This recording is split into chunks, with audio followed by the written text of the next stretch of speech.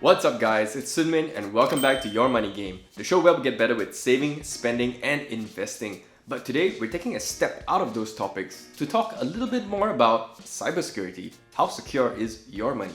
So for those of you who follow the news, you might have realized that last month, Twitter encountered a really interesting hacking case. What happened was criminals had access to some really high-profile Twitter accounts. And then what they did was they linked it towards a kind of cryptocurrency scam. And through ads, they tried to persuade people that there was a big, huge cryptocurrency giveaway. So you needed to send them cryptocurrency to receive cryptocurrency. Kind of weird. So I've covered scams before in a previous video, but this really got me thinking a little bit more about cybersecurity and really just how safe are all the services as well as the devices that we use when it comes to our money. And the reason why this is really relevant is that increasingly we are plugging our lives into the digital space with all kinds of different services. Whether it's new fintech, whether it's new payment providers, whether it's new food discount services, all these different players are basically having access to some of our financial data. So most of us who grew up with a computer kind of know that you gotta install a antivirus to make sure that you are a bit protected. But I think for some of us who use mobile phones and smartphones these days, we kind of take that for granted. And we kind of think that it's a little bit more secure. But at the same time, what we're seeing is a lot more cyber attacks are happening through your mobile phone. Supposedly 60% of online attacks, usually phishing or malware, happen through your mobile phone. And basically, phishing and malware are two strategies that these kind of criminals use to siphon your data in order to use it to steal your money. The reason why I think most of us are kind of complacent is that the actual case count is still relatively low. In a 2018 study by Kaspersky, it found that Singapore ranked 40th in the world when it came to users that have been exposed to cyber threats. The detected infection rates are 0.14%.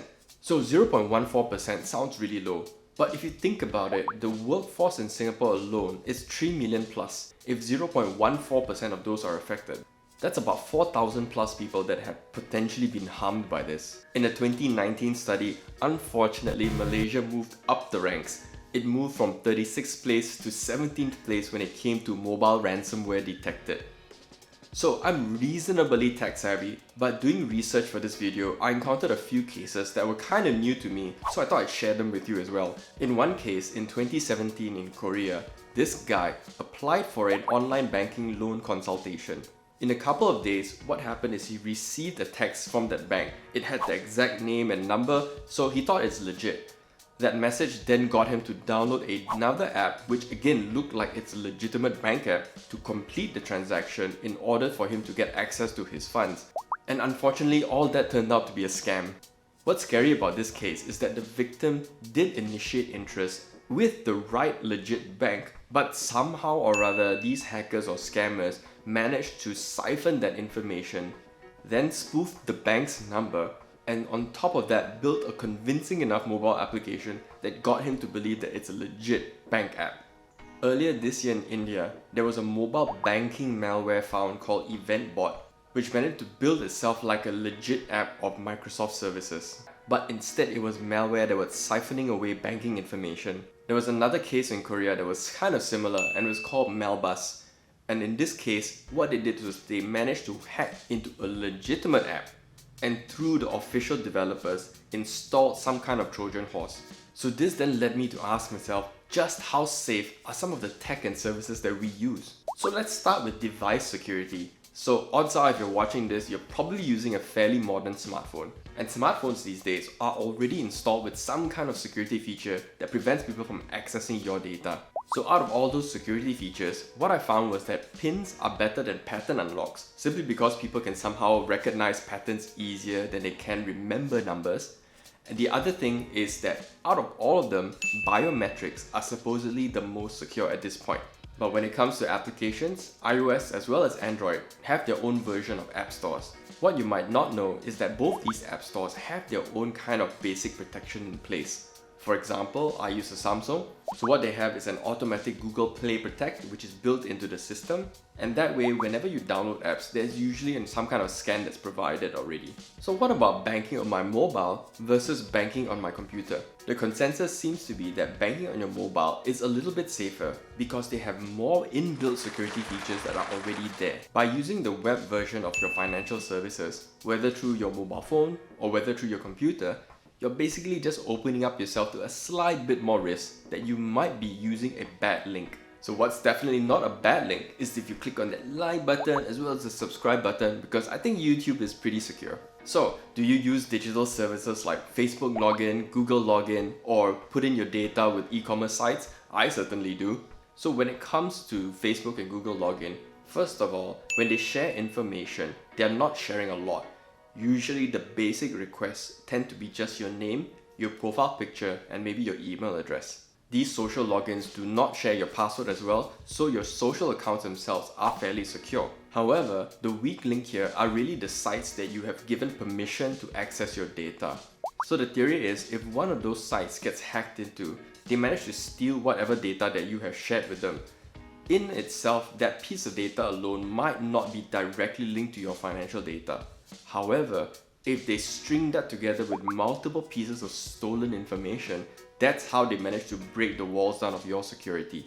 So I'm a user of both Google as well as Samsung Pay. So the good news is that the information of your card is actually stored securely as well as encrypted. On top of that, when you actually do make a transaction, they don't literally share your card number with the merchant, but what they do is that they create a fake virtual number which is then used to authorize the transaction.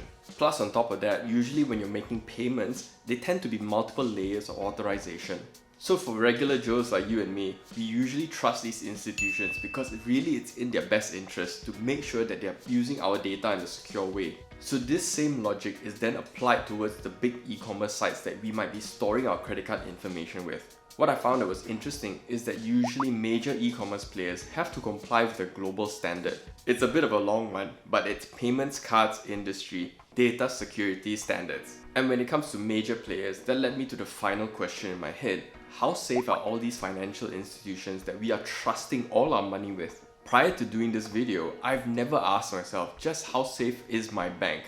So perhaps I'm overly trusting? And I think it's fairly natural to trust these guys because banks hold all our money and therefore they have every incentive to make sure that it's all kept safe. But despite that, there are still some cases where financial information gets siphoned away. So the risk isn't really with the big players, but increasingly we are using a lot of these smaller, newer fintech players. There are so many of these new companies, especially in Singapore, because it's such a hotbed of launching all these type of new services. But as you can imagine, with so much attention here, you can expect that the criminals themselves will be interested in trying to access all your information. So it's up to you and me to be diligent to ensure that they have the right safety and security when it comes to your data as well as your money. The weak point is really us. That's why I'll be covering all our kind of weaknesses and carelessness, as well as specifically what can we do to make ourselves safer in the next video. So, do you trust your financial institutions, devices and services? Let me know in the comments below. For me, because I now know the specifics of how they protect and use my data, I feel a little bit more secure. So with that said, I hope you got value out of this, and if you did, I would really appreciate you hitting that like, subscribe, as well as that bell button, and stay tuned till next Sunday for that follow-up video. And thanks again, take care, and keep playing your own game.